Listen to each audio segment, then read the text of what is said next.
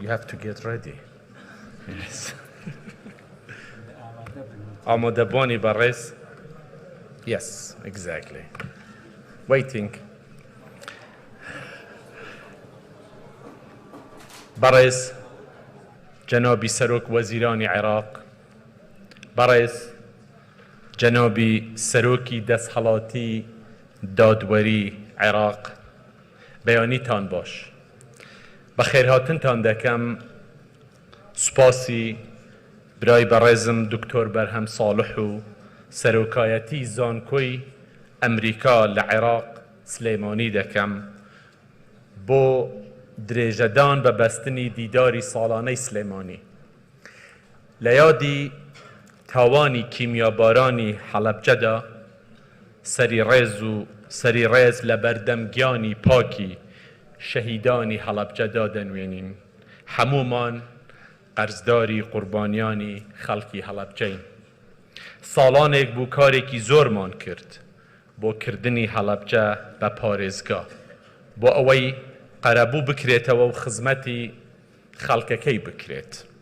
بە ناوی خەڵکی هەڵەبجە و تەواوی هەرێمی کوردستانەوە سوپاسێکی تایبەتی برای بەڕێزم محەممەد شیاع سوودانی سەرۆک وەزیرانی فدرالی عێراق دەکەم کە زۆر دڵسۆزانە کاری کرد بۆ تەواوکردنی ڕێکارەکان.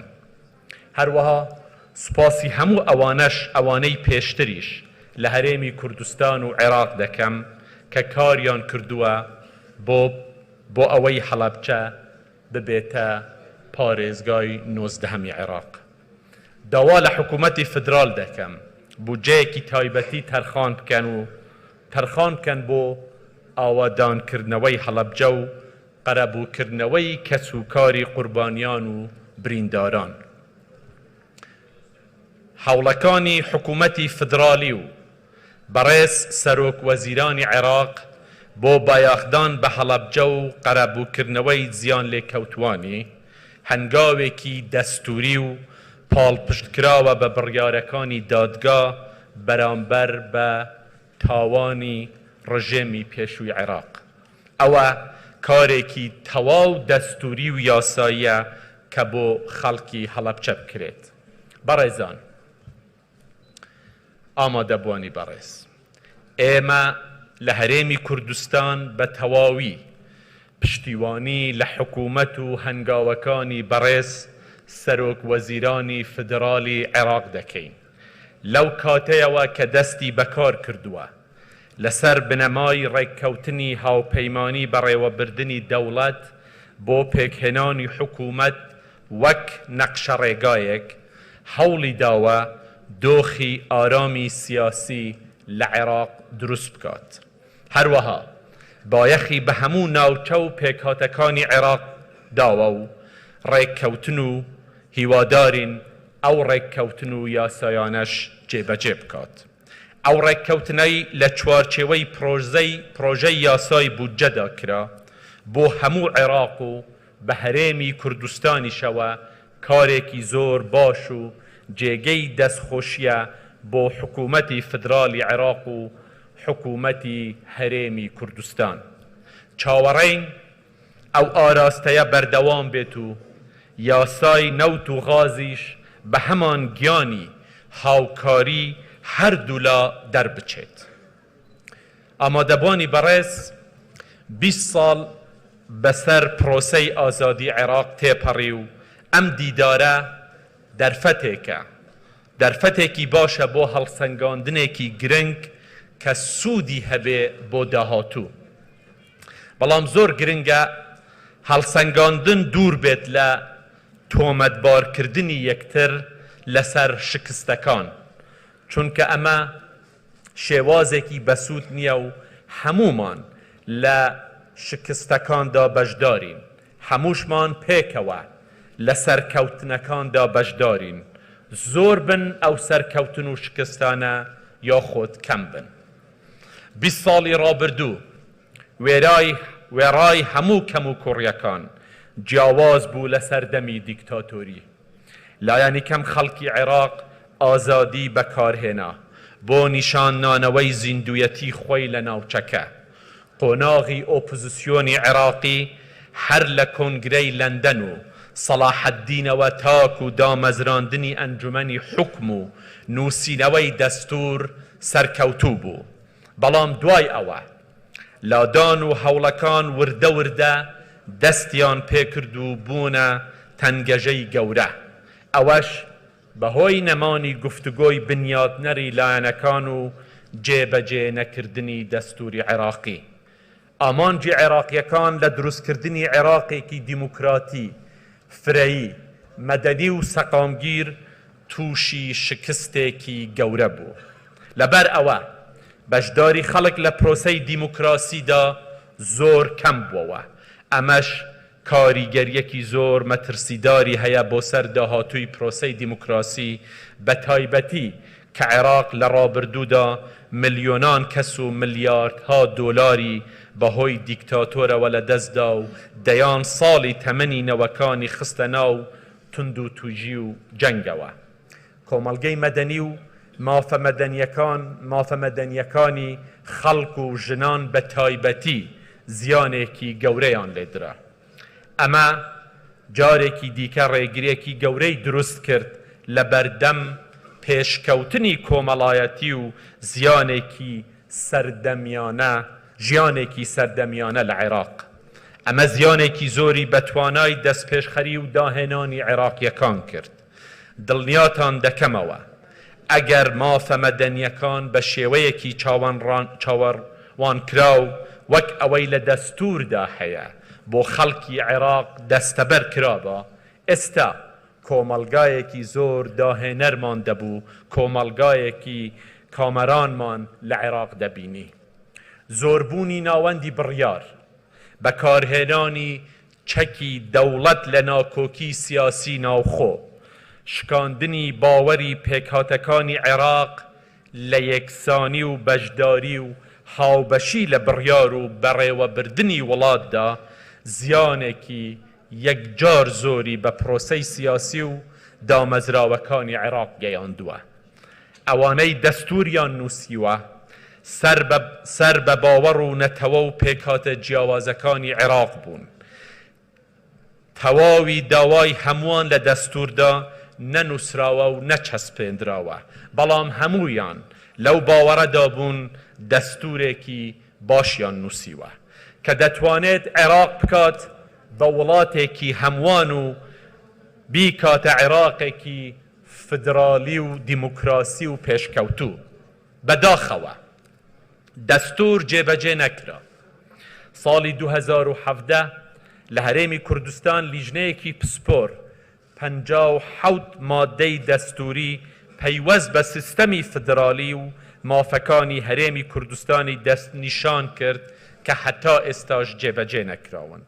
بەو هۆیەوە خەڵکی کوردستان حەست ناکەن سیستەمی فدرالی عێراق جێبەجێ کرابێت. ئەگەر فدرالی بە پێی دەستور جێبەجێ بکرابە، خەڵکی هەرێمی کوردستان و هەموو عێراق ئێستا هەستیان بە یەکسانی و هاوبەشیەکی ڕاستەقینە دەکرد. زۆر کەس هەرێمی کوردستان بە جێبەجێ نەکردنی دەستور تۆمەتبار دەکەن. دوای 20 ساڵ ناڵێن ئێمە لە هەرێمی کوردستان بێهەڵە بووین. هەموومان لە عێراق هەڵەمان کردووە، بەڵام دەبێ سوود لە هەڵەکانی ڕابردوو وەربگرین. سەرۆک مەسعود بارزانی و خوا لێ خۆشبوو سەرۆک مامجەلال تاڵەبانی زۆر هەوڵیاندا بۆ جێبەجێکردنی دەستور. سەرۆک بارزانی چەندین جار هشداریدا کە دەستور وەلانراوە و ئەمە عێراق تێک دەدات. سەرکردایەتی هەرێمی کوردستان هەستیان بە پرپرسیارەتێکی زۆر دەکرد بۆ جێبەجێکردنی دەستور وەک وەفاداریەک بۆ هەموو پێکهاتەکانی عێراق. ئێستاش ئامادەی هەموو شتێکین بۆ ڕاستکردنەوەی دەستور. دوای 20 ساڵ دەبێ هەموومان بە بەرپرسیارەتی هاوبەش هەڵبگرین و چارەسەرێکی مامناوەندی وا بدۆزینەوە کە هەموو لەم وڵاتەدا خۆیان بە سەرکەوتوو بزانن لە پرۆسەی سیاسیدا. بەڕێزان، گۆڕانی کەش و هەوا تا ساڵی 2050 دەبێتە هۆی 1.2 ملیۆن کەس ناچار بن لە شوێنەکانیان کۆچ بکەن. بەداخەوە بە پێی لێکۆڵینەوەی بانکی جیهانی و نەتەوە یەکگرتووەکان، عێراق یەک لەو 5 وڵاتەیە کە زۆرترین کاریگەری لەسەر دەبێت. ئەمە بابەتێکی زۆر جددی و ژیاریە. دەبێت گفتوگۆی نێوانمان زۆر بکات بۆ دویزینەوەی چارەسەر. دەبێت گفتوگۆی زۆر لەگەڵ وڵاتانی ناوچەکە بکەین، بە تایبەتی تورکیا و ئێران، بۆ کەمکردنەوەی زیانەکانی ئەم گۆڕانە و کەم ئاوی لەسەر عێراق. کۆنفرانسی هەفتەی ڕابردوو لە بەسرە و پشتگیری نەتەوە یەکگرتوەکان و وڵاتانی دۆست لە بەرنامە و هەنگاوەکانی عێراق مایەی خۆشحاڵیە. مەترسیەکی دیکە لە عێراق پشتبەستنە بە نەوت وەکو سەرچاوەی سەرەکی داهات. بەهۆی گۆڕانی گەش و هەواوە هەوڵە خێراکانی گۆڕینی سەرچاوەکانی وزە و شێوەی ژیان لە جیهان، ژیانی خەڵکی عێراق لە داهاتوودا دەکەوێتە ژێر مەترسیەکی یەکجار گەورەوە. بە تایبەتیش کە ژمارەی دانیشتوانی زۆر گەورە دەبێت و زیادبوونی بەشی بەکارخستن لە بودجەدا ئەرکی حکوومەتی فدرالی زۆر قورس کردووە. عێراق پێویستی بە پلانێکی ئستراتیجی و پرۆژەی زۆر و جیاوازە. دەبێت پارەیەکی زۆر لە پرۆژەی ئستراتیجی خەرج بکات بۆ ئەوەی وڵاتەکە بە سەلامەتی بۆ ژیان بمێنێتەوە. بەڵام خەرجکردنی داهات لە موچە کە ئەویش بەشە هەرە زۆری بۆ کڕینی پێداویستیەکان دەچێتە دەرەوە، وا دەکات مەترسیەکان زیاتر بێت. ئامادەبوانی بەڕێز، عێراق خاوەن دەوڵەمەندیەکی گەورەی مرۆیی و سروشتیە. دەکرێت بە باشترین شێوە بقۆزرێتەوە تا ببێتە یەکێک لە وڵاتە پێشکەوتوەکان و شوێنی و پێگەی شایستەی خۆی لە ناوچەکە و لە جیهانیش وەربگرێت. ببێتە یاریکەرێکی دیار کە ڕۆڵی کاریگەر لە چەسپاندنی ئارامی و سەقامگیری و ئاشتیدا بگێڕێت و ببێتە ناوەندی بەرچاوی ناوچەکە. بۆ عێراقێکی ئاوها کە دەمانەوێ، دەبێ عێراقیەکان بە هەموو پێکهاتەکانەوە پێکەوە کار بکەن، بەرپرسیارەتی هاوبەش هەڵبگرن، ئامانج و ئەجێندایەکی کۆکەرەوەی نیشتیمانی عێراقی کە بەرژەوەندی باڵای وڵات بپارێزێ هەمومان کۆبکاتەوە. هەموو پێکهاتەکان لە هەر نەتەوە و ئاین و مەزهەبێک بن، دەبێ هەست بکەن عێراق وڵاتی خۆیانە.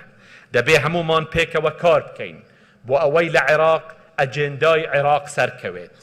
ئێرادە و بڕیار و سەروەری عێراق و عێراقیەکان پارێزراو بێت. لە دۆخی ئێستای سیاسی و ئەمنی و ئابووری ناوچەکەدا و جیهاندا، عێراق بە هەرێمی کوردستانیشەوە لەگەڵ تەحەدی و دەرفەتی گەورەدا ڕوبەڕووە. ئێستا کاتی گفتوگۆیەکی ڕاشکاوانە و ئازایانەیە. کاتی ئەوەیە لە عێراق پێکەوە هەمومان بەڕوانگەیەکی هاوبەشەوە سەیری داهاتووی ئەم وڵاتە بکەین. بە پێکەوە کارکردن و تەبایی و یەکڕیزی، بە هاوکاری و بەرپرسیارەتی هاوبەش دەتوانین هەموو سەختی و تەحەدیەکان تێپەڕێنین.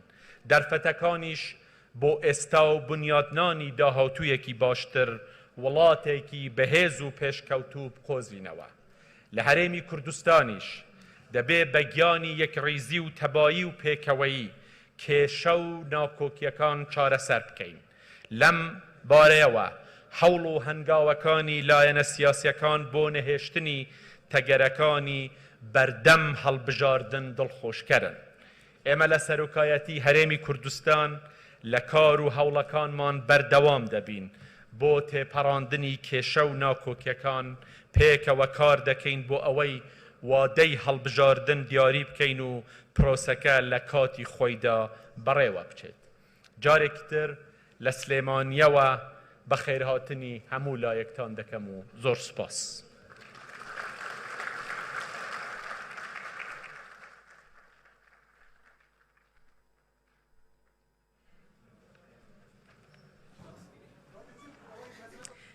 Thank you, President Spas bo Barzani. Barez Seroki Harem Serok Barzani